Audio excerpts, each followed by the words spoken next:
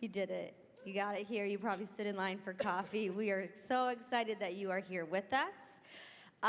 If you think back to August and September when Call for Programs came out, the competencies and the tech competency was just approved and added. So we quickly pulled together a team because we knew by the time convention rolled around we would want to have a conversation about it. So today we're going to give you a very brief overview on what the technology competency is. And then I'm going to ask a few questions of our panelists, and then we'll open up to you. So start, if your brain's not already yet with you, if it's still back at the hotel, call it back over and start thinking of some questions you'd like to have conversations with us about, and then we'll share some resources at the end. Because we're talking about the technology competency, we are very tech friendly, hence we are in this amazing tech room, and we want you guys tweeting, Snapchatting, live streaming, whatever inspires you. So please be very conversational that way, and we can interact with you on the back channel afterwards using the hashtag ACPA16. So we'll do some quick intros and go from there. So my name's Josie Alquist. I just graduated from California Lutheran University with my doctorate. As many of these professionals on the stage just got their doctorates as well. And I'm an adjunct faculty at Florida State University, and I also do digital leadership education. My name's Paul Brown. I just recently finished up at Boston College, where I finished my PhD. And now I'm moving to Chicago to work for the ed tech company RoomPact, which does residence life software. So I'll be in Chicago. I'm the director of research, training, and curriculum. Hi, everyone. I'm Lisa Endersby. Welcome to Canada. Bienvenue, bonjour. I currently work at Queen's University, which is a couple hours outside of here, as the Experiential Learning Projects Coordinator with our Career Services Office. I am the closest to the beginning of my doctoral journey than the rest of this distinguished panel. I'll be starting my doctoral program in July. And I am also the chair of the NASPA Technology Knowledge Community. Hi, I'm Tamara Yakubowski. I'm an associate professor of higher education student affairs leadership at University of Northern Colorado. And I teach we have a master's and a PhD program. We also offer some undergraduate courses. And I serve as one of the faculty and residence liaisons for the NASPA Tech KC. So I'll be talking a bit about technology and the curriculum. Good morning. My name is Ed Cabellon, and I'm the assistant to the vice president for student affairs at Bridgewater State University in Massachusetts. I just completed my EDD at Johnson & Wales University in Rhode Island, and so I'm excited to be here. I'm also the co-chair for the ACPA Digital Task Force with Tony Duty, who some of you may know. So happy to be on this panel and to share some thoughts with you this morning. Awesome. So Ed and Lisa are just going to give us a history of how the tech competency came about, as there was many years that went into it for it to actually get approved. So about 2 to 3 years ago, and I must give a shout out to Matt Britton and Kevin Valère, who Matt was the previous chair of the Technology Knowledge Community, and Kevin Valère is just recently transitioning off as programming coordinator for the NASPA Technology Knowledge Community. So Kevin, Matt, and myself a couple of years ago really started thinking about technology in this framework, in this mindset of competency. So if you had looked at earlier versions of the ACPA NASPA professional competencies, technology was mentioned and was mentioned throughout the competencies, but it really was more of what we saw as a thread throughout different competencies. So technology might be mentioned as such. There might be different words like digital or virtual embedded somewhere throughout the competencies, but there was no real standard for what does it mean to use technology in this way for many different things. And noticing again that if technology was meant to be a thread throughout these different competencies, that technology obviously was important and emerging as even more important as a skill, as a competency, as an area of knowledge for student affairs professionals. So Matt, Kevin, and myself actually wrote a formal proposal to NASPA, knowing that we were working very closely already with several staff at NASPA, and wrote a proposal for the why of a technology competency and the very early beginnings of the what of a technology competency. So a lot of the wording that you see, the philosophy that you see really started with simply the three of us having conversations around, we know this is important, this is emerging as important, and wanting to make it not just a conversation about, yes, technology is important, the philosophy of the why, but what is it about technology that's important? What is it that we want student affairs professionals, including ourselves, to understand, to learn, and to use on the job? So from that proposal, we were quite fortunate to have great support from many senior staff members at NASPA. We had great consultative meetings, as well as consultation with many of you, if you're NASPA members, or even if you're ACPA members, or if you're both, like myself. We had several great virtual conversations around what the wording of that competency would look like. So it went through many iterations, and what was particularly important was that it wasn't just us as the technology KC with our perspective, our love, if you will, of technology, but that it really was a member-driven conversation. So a lot of the wording you see now, a lot of what you see in terms of what we've highlighted in the technology competency has come from members like you, has come from people who are working in the field, who are interested in technology, and who work at all different levels, at all different areas. But it really was meant to be a collaborative process. And speaking to that, again, it wasn't just NASPA who was doing that work, it really was ACPA and the Joint Task Force as well.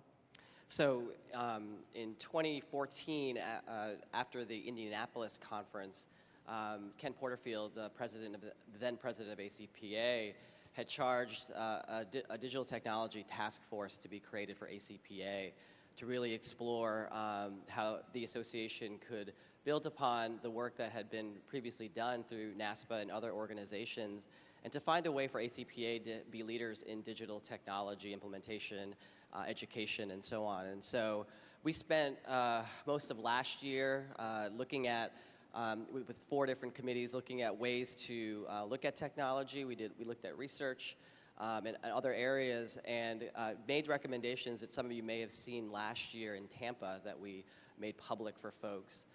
And since then, the technology competency came out as part of the new competencies, and so our task force has been dormant for the last year, really to see how we can work closely together with NASPA and other organizations to look at this as a more global approach to technology education for our profession.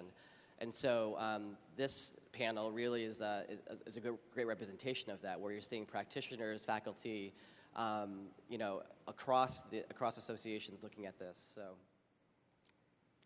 Awesome, thank you. Okay, who's read the technology competency? Who's going to learn more about the tech competency right here in this panel? Right. Well, it's totally open source. You can find it online. So the name of this session is, are you a digital explorer, educator, or influencer? Because if you're familiar with the competencies, or if you're not, they are defined as foundational, intermediate, or advanced. And within technology, when I really started to get to know the competency and trying to help staff and grad students and faculty understand it, within technology, think about your comfort level, your experience, and then just your interest with technology. If you see yourself just really exploring these tools, just like swimming through different options for software and apps and things like that, or are you that person on your campus where you're kind of the educator? You may not have told anyone that you're comfortable with technology, but it seems like every day people are asking you to help them with their computer or a social media application or something like that. Or are you actually an influencer where you're taking on that hat of trying to influence your campus to further the conversations around technology? So that's kind of my thought behind the title of this session. And I really want you to see where you can place yourself in the competency and what areas that you want to seek out for professional development and for further conversation with us. So I definitely encourage you to check that out if you haven't already, and take a look at what that competency actually looks like. So you'll hear us use some of the language that's in there. There's some new words that maybe we haven't ever used in our field before, like digital citizenship, digital identity, that would be really great for you to start to learn, and hopefully we'll see more of that used throughout our field. So we all did our intros, but I'm interested to hear a little bit more so you can also get to know the panelists a little bit more.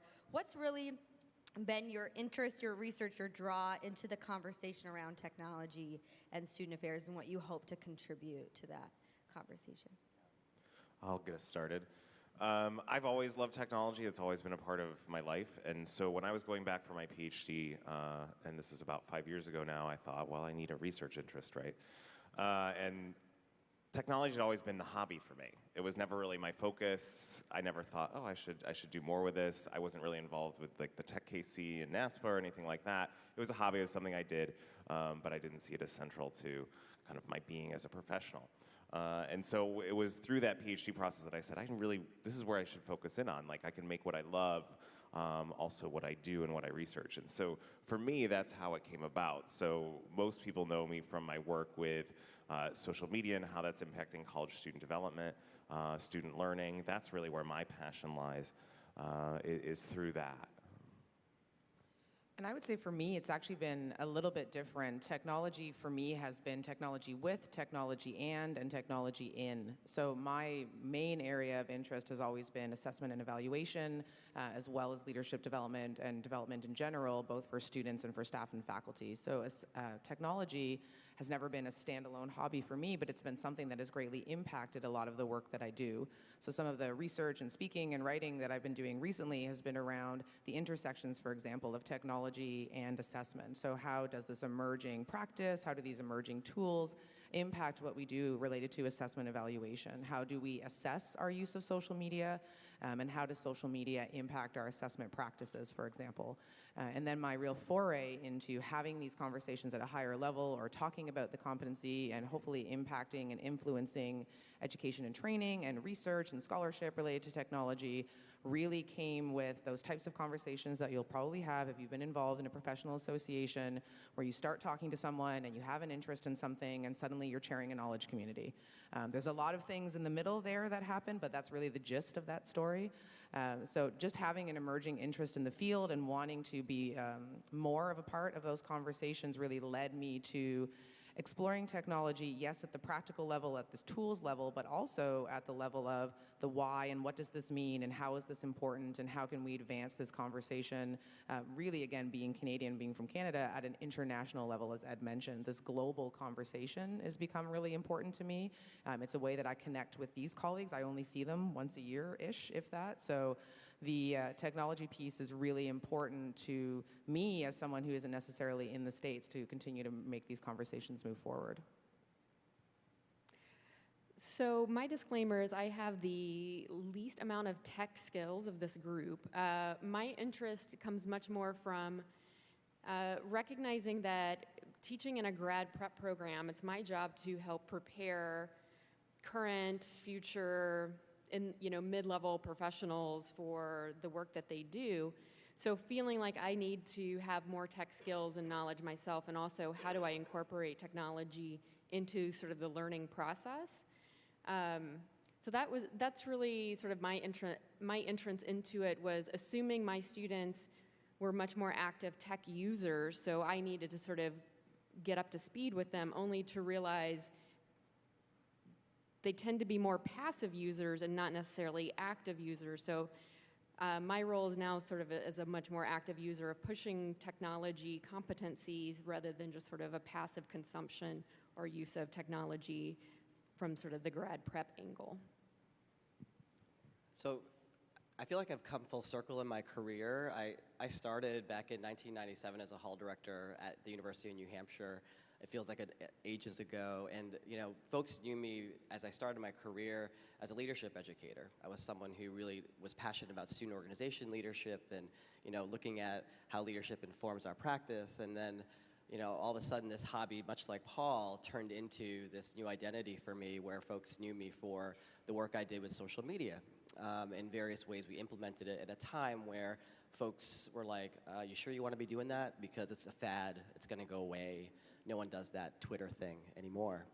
So, as I started my doctoral work and just recently completed it, my research interest became looking at how student affairs administrators specifically use digital technology over the past 10 years. I did a historical analysis, qualitative of my dissertation, and it was fascinating to learn more about that deeply, because I had I had a bias going into it, obviously, with my own experience, but I learned quite a bit. And so Now, that's what I'm trying to contribute, is that this notion that student affairs administrators absolutely need to figure out a way to implement technology, use technology, but not just to use it and to have it, but to lead with it. You know, the leadership that is required in higher education today is so critical, and it's going to start with technology, because that's the thread that will connect us all and does connect us all every single day. Awesome. So I was one of those professionals a few years after Facebook came out. There was this memo that went out that said you can't create Facebook pages for your departments, and I did one anyway. And I empowered my students and trained them, and we did it really well.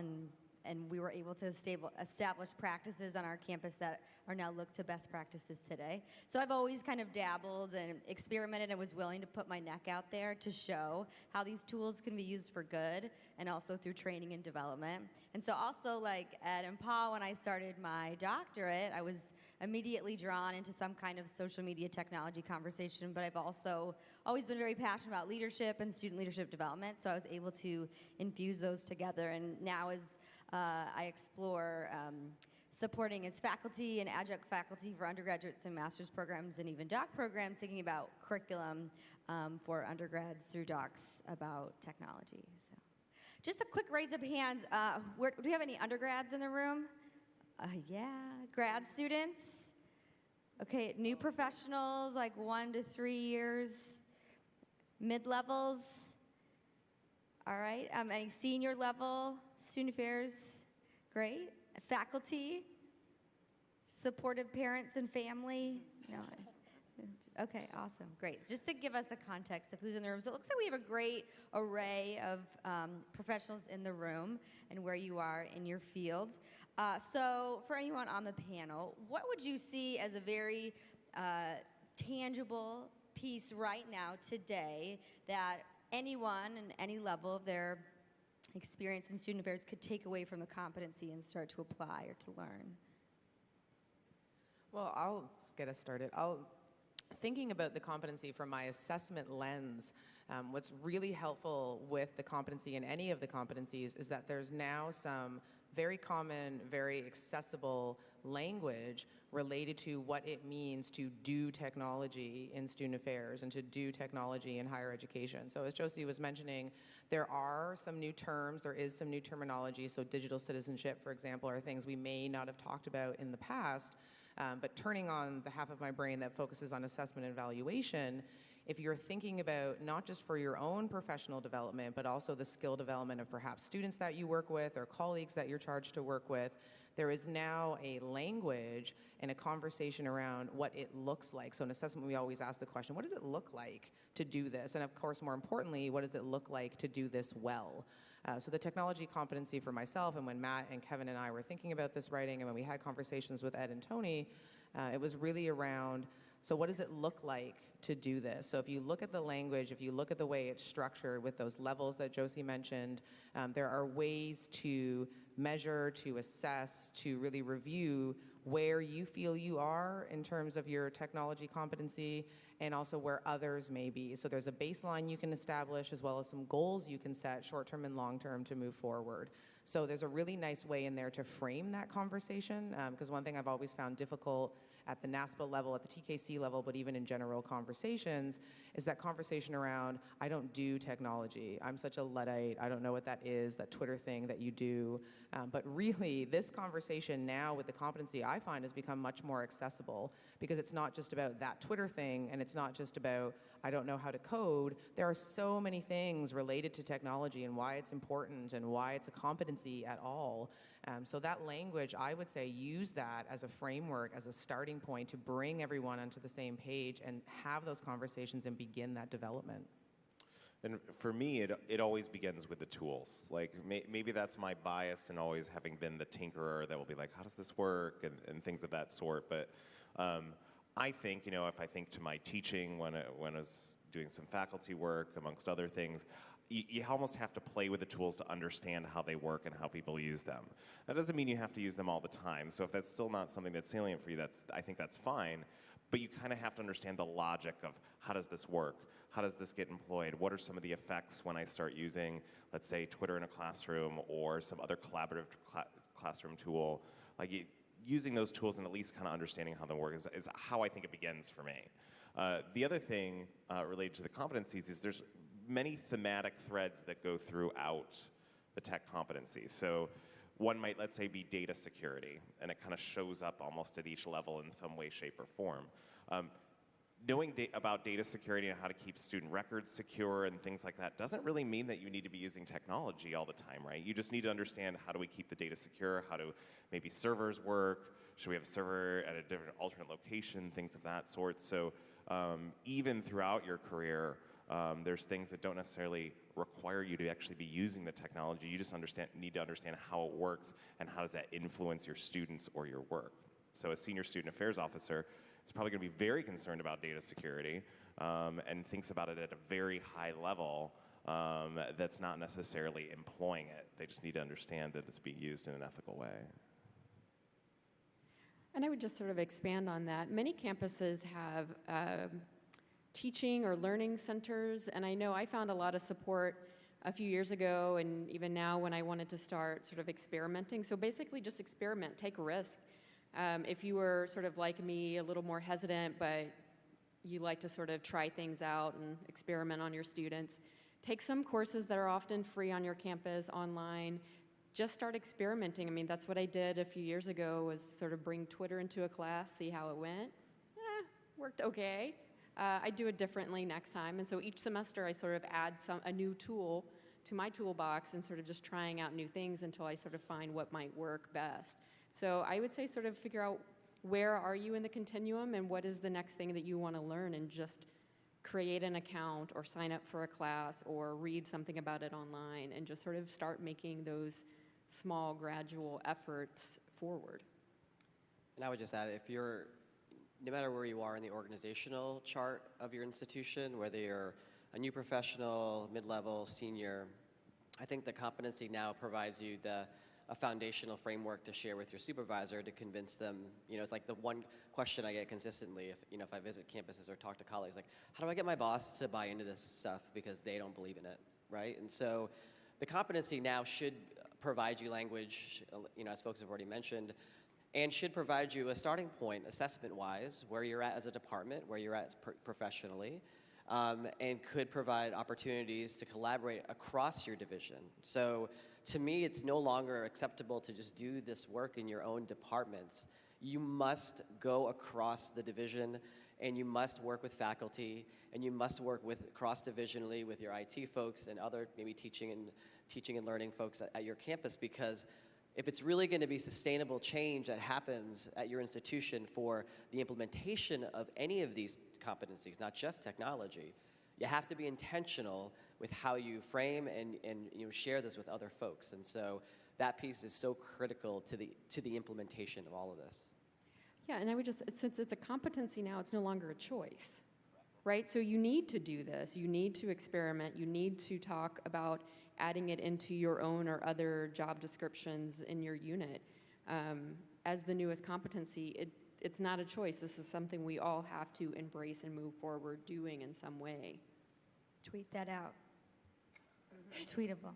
The one thing that I would add, something just very tangible that I do with a lot of departments and programs, is awareness of what technology that you already have in motion or you had in motion 10 years ago, but you don't realize it's actually still out there. So a lot of times when you do an audit of all social media pages you have, or what your website, like, blueprint actually looks like, and dead links and pages that are just stumbling out there somewhere. So look at your program, even if it's just a very small student organization you oversee, or if it's an entire division. See what's out there that's already being used, because usually you'll realize programs that are out there, or you've all of a sudden signed up for something and been paying monthly and you don't even realizing it. And then from there you can look to build and add on to tools that might be newer and to start to explore. From there would be my one suggestion. So let's talk about technology in the classroom, curriculum, graduate students, master's, doc level, how we can start to infuse this into our preparation to be in the field. What ideas do we have? What do we feel like is important to start to chip away to get that infused? I'll get us started on that.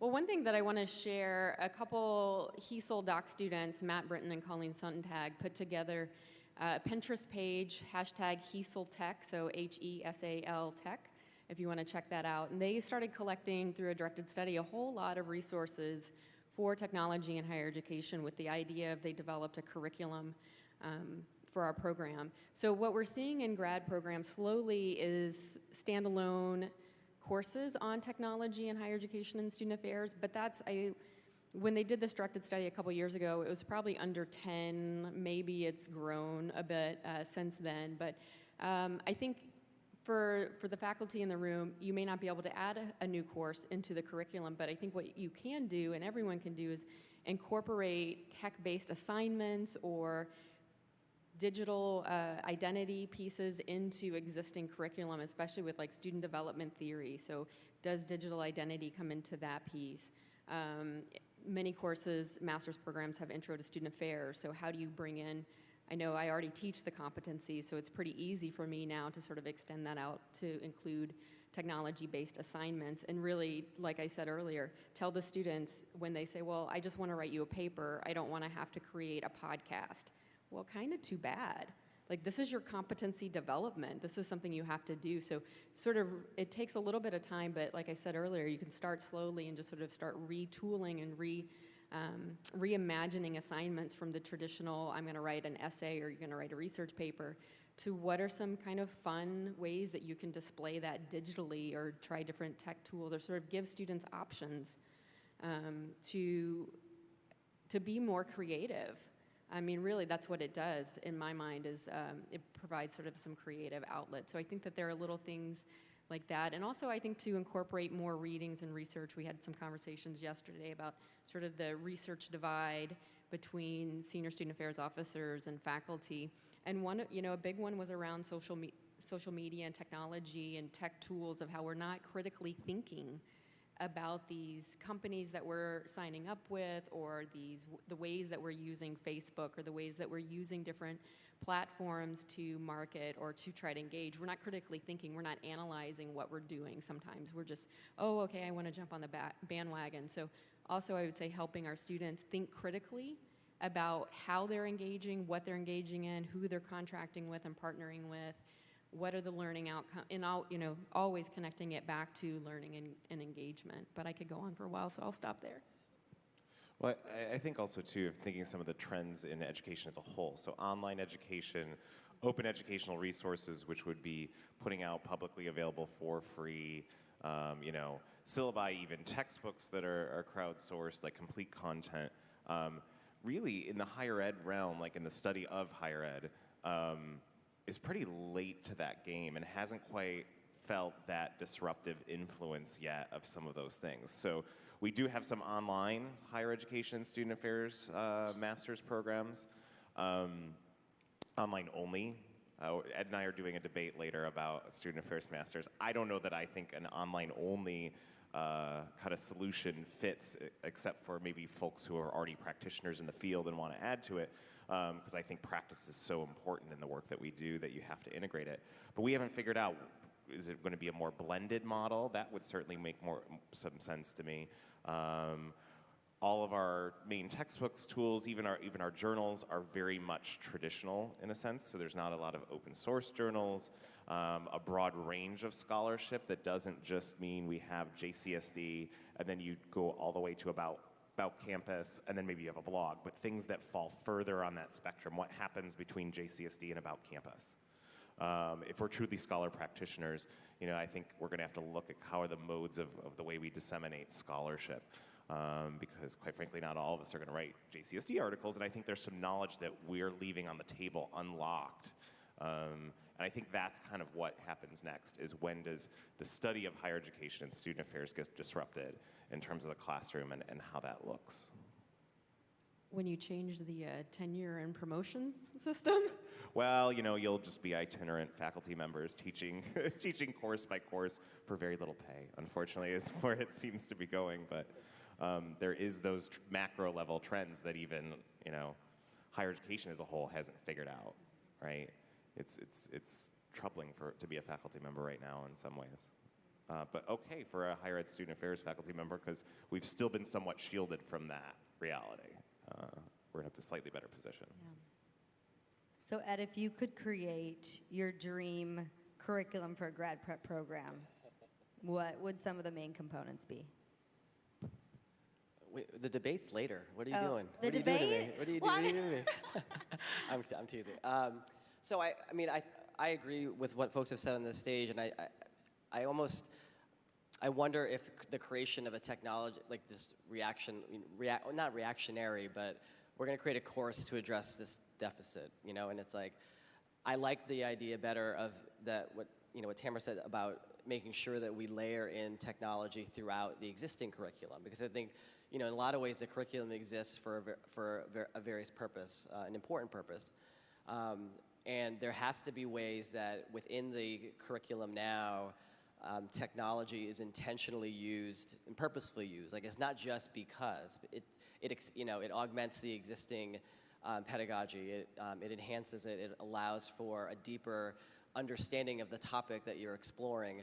I often joke in our master's program, Michael Cosette, who used to be at Bridgewater State with us, invited me in one day to teach our grad students about Pachacacha.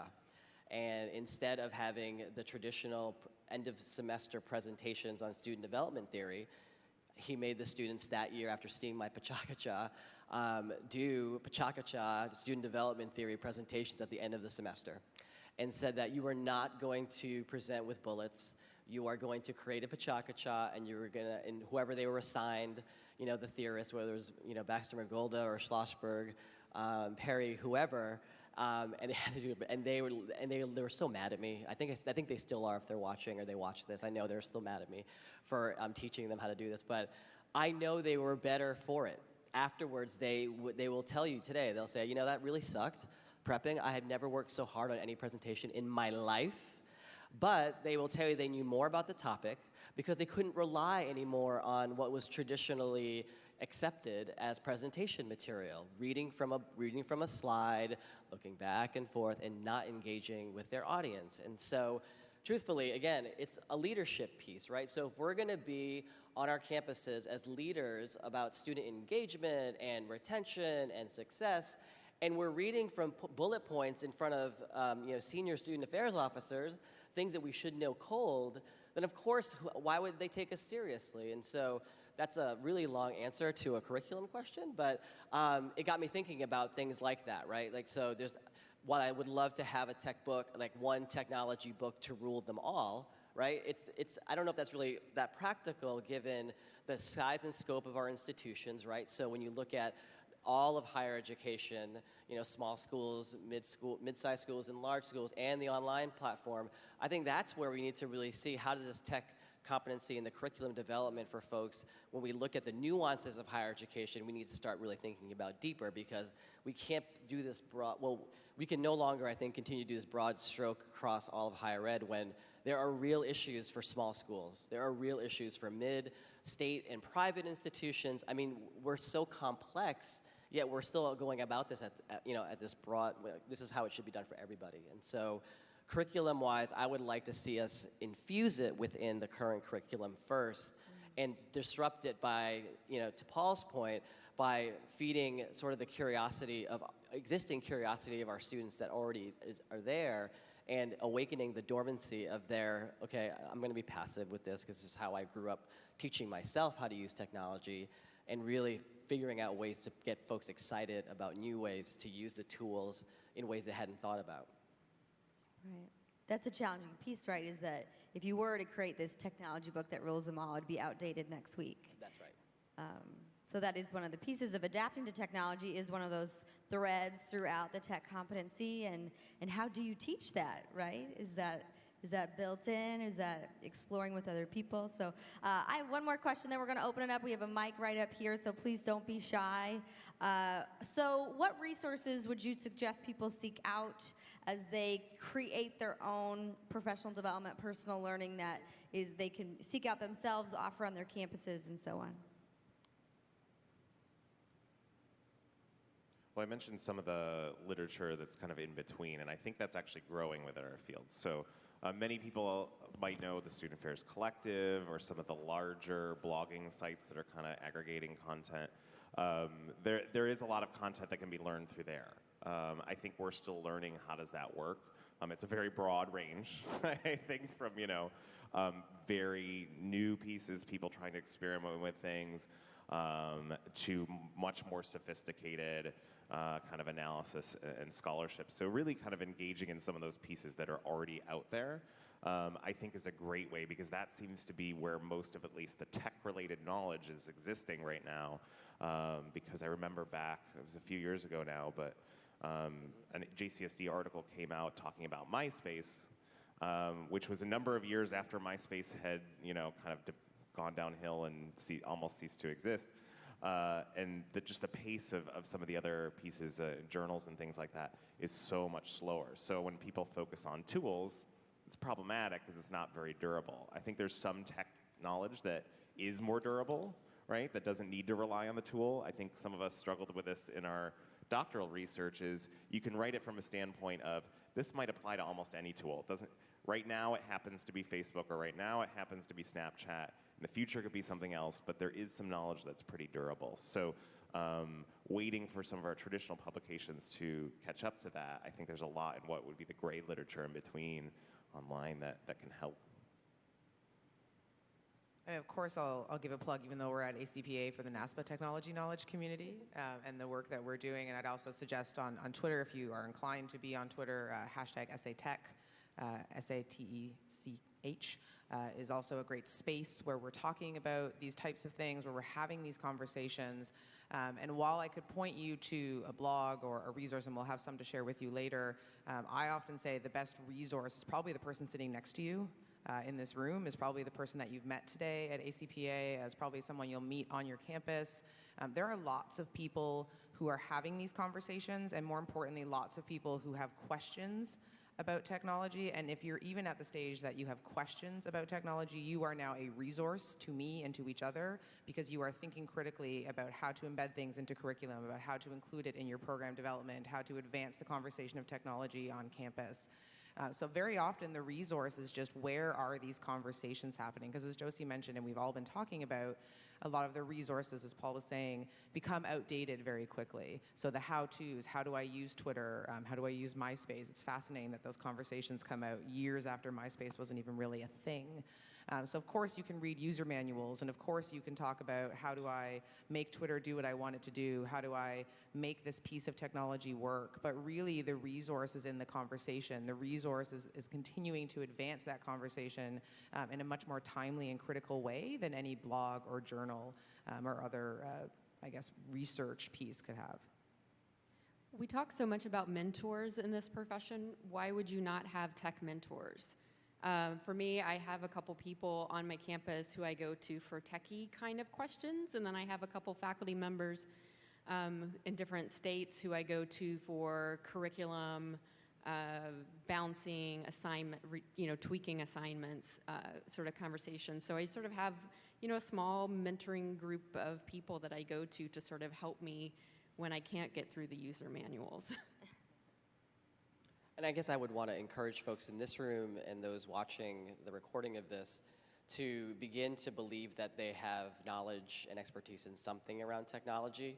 I think oftentimes you try to compare yourself to other folks who may have more or less knowledge, and whether that imposter syndrome bleeds into this area, I want folks to feel comfortable and confident that they know something about this. They've done something in their work with this. It may or may not have worked, or it may not have worked at the time, but that doesn't mean that they're any less inclined to teach others how to do things. And so, finding those communities of practice on your campus, I think, is going to be really critical to the long-term sustainability of what you're trying to do with technology, whatever that is, whether it's in the classroom or out of the classroom. So I would want folks to start believing in themselves, because knowing how pervasive and how ubiquitous technology has been for all of us personally, we already have a foundational baseline of knowledge because of our own personal use of tools. And so how can we blend that into our professional lives it was really a good question. I'll throw out a quick question for folks so that we can get to the audience questions too. But one author and or book you would suggest people check out on anything related to tech? One of your favorites. I'll shout out Dana Boyd's work. Dana Boyd, I think she's a researcher at Microsoft, right? Is that right? So Dana Boyd, if B-O-Y-D, she lowercases all her names. So if you see lowercase b on Boyd, that's because. So I would check her stuff out. You know what I'm really drawn to lately is to read student-written pieces that are published on, sites like MTV or Huffington Post, where students are writing about why they're drawn to social media or technology or experience, so we can hear it directly from them. So there was one that I shared the other day, a girl named Emma that wrote about her experience with social media and why she feels good about it because she's worked on have a happy internet. So mine isn't a book, but it's a research article from, it's a little bit dated, but Jennifer Kersant wrote a piece on social construction of technology. So it really critically analyzes the creation and use of technology and sort of breaks down some gendered assumptions within technology use as well. So again, sort of fostering that sort of critical thinking around how we use, why we use, who uses it, and how do we use it. And I would say for me, maybe not one particular author or book, but any of the literature or research related to online communities of practice. That's a bit of a spoiler because it's my area of research interest for my doctoral program, but looking at how online communities of practice, whether that's professional or just on your campuses, really support engagement, whether support learning and development. There's a lot of research, again, around the why of online communities of practice, but if you think about it, online communities of practice are really what we already do face-to-face on campus now using technology. So where the leadership development happens, where interpersonal communication happens, where conflict management and conflict resolution happens. So anything related to online communities of practice and what those look like are really emergent in terms of professional development for our field, but also how we interact with students and support their development as well. And for me, big influence, Sherry Turkle. Sherry with a Y, Turkle. She's a sociologist at MIT, so she speaks about the impact of technology on the human experience and society kind of very large. So it's not really about higher education per se, but it certainly has a lot of applicability. It's a lot of deep, really cool, interesting thought that she does, so I always gravitate towards her work. Great. All right, hopefully we've sparked some questions into you at this early AM, so please feel free to use the mic. Good morning, and thank you very much. It was a wonderful presentation. Anecdotally, I've noticed, and I think some of what you were talking about today sort of confirms this, that a lot of the people who were the early adapters to social media, specifically in technology, in student affairs, were largely self-taught, made a lot of the mistakes on their own, but figured out how to do it and really set the standard. It's interesting to see, especially for me now, that when you're teaching this to students, to me that might change the paradigm because it's not just people trying it, they're being instructed by the people who originally created it.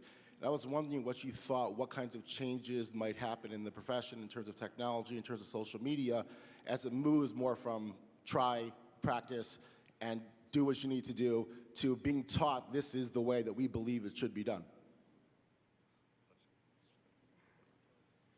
Well, I guess I would hope it would never be through the lens of this is the only way to do it. That was poorly stated, I'm sorry. Yeah, No. I mean, I can see it going that way, though. I think we always want a black and white, like how do I exactly do Twitter? But each of us do it a little bit different, or blogging or technology, period. So I would hope it's opening up spaces to have conversations like this, saying, well, how do you use Facebook? What apps are you using? What companies are working for you? Whereas those conversations weren't brought to this large room before. Like we would have been in some back corner, sad conference room, years ago. So now we can bring it to a larger stage. And I think that's true for the tools, but there are going to be some durable concepts of, we expect there to be interaction in all of the presentations that you give, or we expect there to be some kind of collaborative tool used in the way that we go about our work. I think the principles will solidify over time, and it will be like, yes, this is how it should be. The tool may change. That's, I think, where there's some, ambiguity. That's where the tinkerers up here have a lot of fun. But the concepts are going to become you know. So in a sense, to be paradigmatic in a way that this is the way things are or should be in the space. And obviously there's different interpretations and things that change, but sort of the functions and the basic ideas will be set. Is that a good explanation of what you're saying? Yeah, I think so. If you look at what's going on in online education right now and blended learning and things like that, it's a little bit of Wild West. Let's see what works. You know, let's throw a MOOC together and only 20% of students actually make it through that. Maybe that's not the best model. Do we need to tweak it? Is it somewhere in between? And so I still think we're kind of at the throw the spaghetti against the wall stage on that.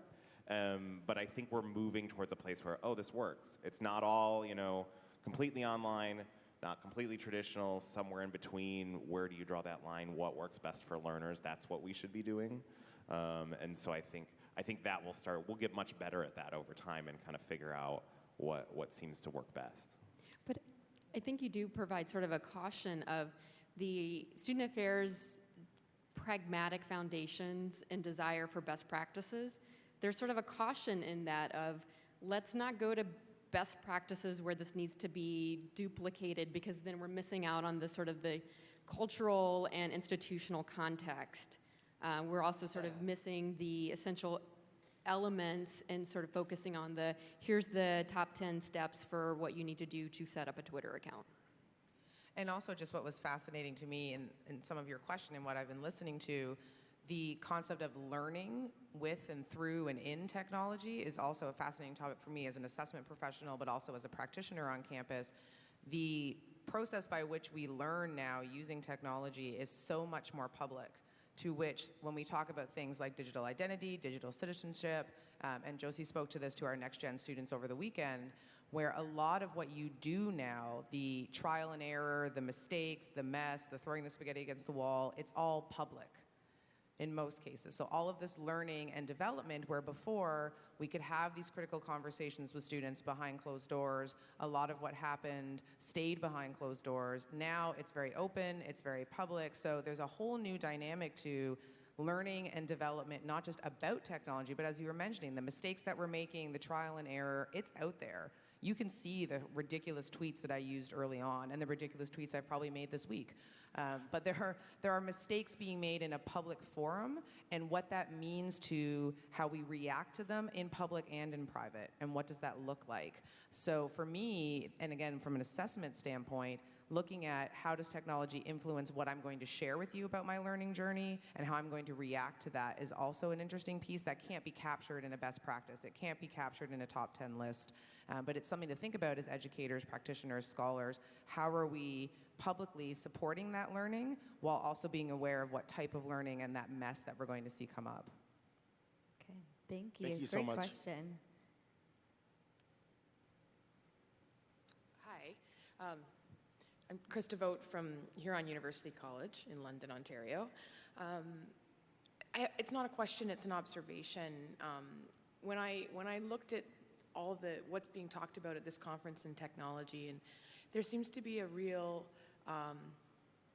we're all drawn to what's sexy, or it's a lot of social media, but I think we need to challenge ourselves to think about the unsexy stuff. And of course, my doctoral research is on learning management systems, which no one's talking about. And maybe that's because it's like the chair in the room. We're all sitting on it, but we're not thinking about the chair. But our students, the major interface they have with our institutions is that learning management system. And I would challenge that most student affairs professionals don't know what they are, don't know how to use them. So I think in terms of a competency, we also need to be thinking about how are our students learning, what tools are our students learning with, and we need to learn more about them. It shocks me, when I was preparing for my presentation, I did just Google, an hour on Google about learning supports. We're still teaching students how to take notes using the Cornell method. Like, what? So we haven't, I think Student Affairs is caught a little bit in 1973 when we're talking about learning supports, and we haven't really caught up with where our students are at with technology. I've thought about that because sometimes especially when we're talking about a tech competency, right, my natural instinct is to go to social media because that's where my research is. But I'm like, I think other people do that too. And so I was reflecting, why is that? And I think part of the reason why, folks, especially within student affairs, gravitate towards the social media aspect is the history of experiential education and the fact that social media is so interactive and social experience that it has such a bearing on who we are as individuals. I think there is a little bit of a bias that sometimes when we talk to technology, I think we tend to gravitate in that direction rather than talking about technology more broadly and all the aspects. That's the part that seems to make sense. Plus, it's the thing that almost universally everyone's on, right? So almost everyone feels like they have something to talk about in that because they've had that experience. Kind of like everyone in the academy feels like they can tell higher education scholars what higher education should be because they work in higher education, therefore they know a little bit about it. I think there's a little element of that, but you're right, it's not as broad. It certainly as it could be, or maybe should be, right? Thank you. Hi guys, Mark Carbonaro from Dominican University outside of Chicago. As a practitioner, one of the things that I'm trying to become better in the technology competency is really focusing on the idea of responsible digital citizenship and the helping my students figure out how to find a congruency between their digital identity and their lived identity, their physical lived identity. And so do you have any resources or thoughts on kind of the ground level working with our students? Because like you said, they're very passive users of this technology, and that's great, but how often I see a student putting something on social media and thinking, that's not what you're feeling today. So why are you putting that out there? And kind of helping them, there's a dissonance between them realizing when I ask that question, well, but I can put it on Facebook. Well, okay, great. Or I can tweet it, great.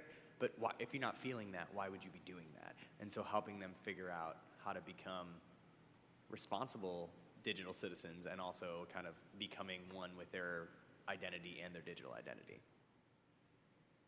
So to give a little context on digital citizenship, it actually comes from our colleagues in K-12 who are years ahead of us.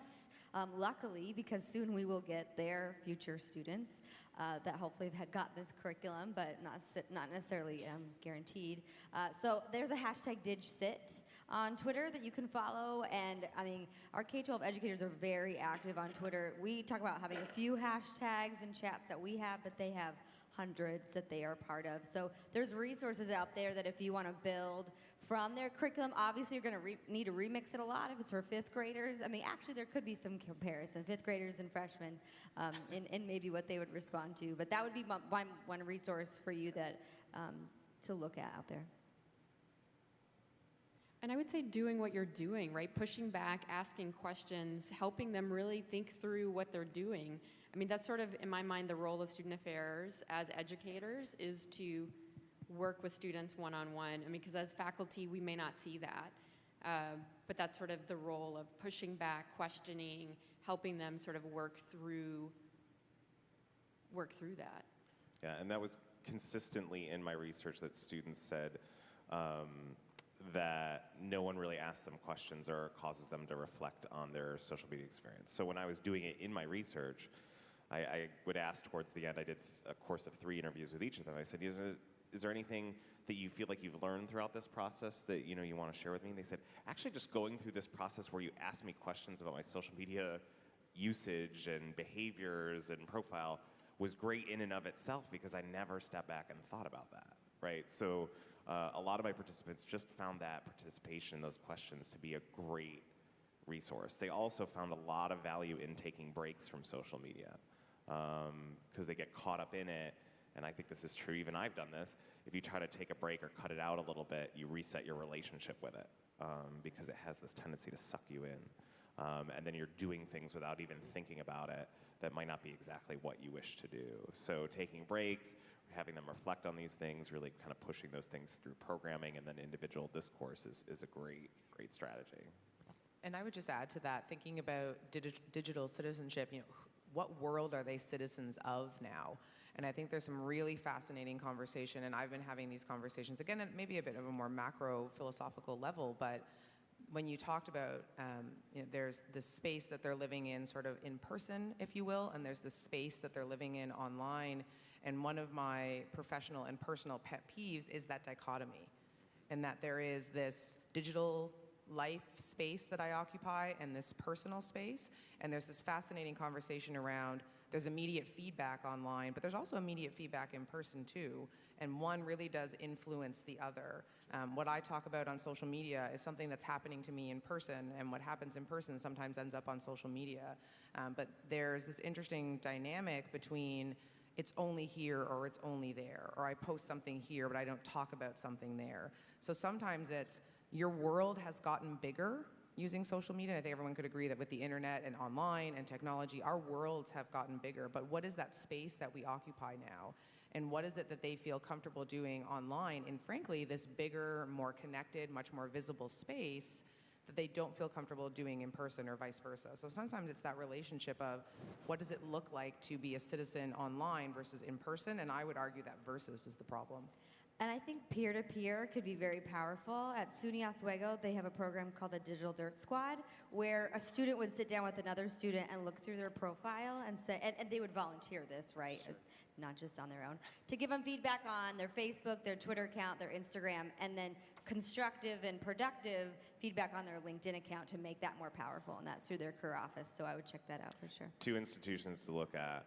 Rutgers is doing great. They had a presentation yesterday where they talked about an orientation program. They're doing some really great stuff. I'm working with Suffolk Community College a little bit that's moving in this direction. And any other institutions you know off offhand that do anything in this range? I was thinking about Adam's dissertation. So Adam Gismondi, Dr. Gismondi from Boston College, he did his dissertation last year on civic engagement. And it was really well done, something you should check out if you haven't had a chance to read it. But the findings and the whole process was really well done. There you go.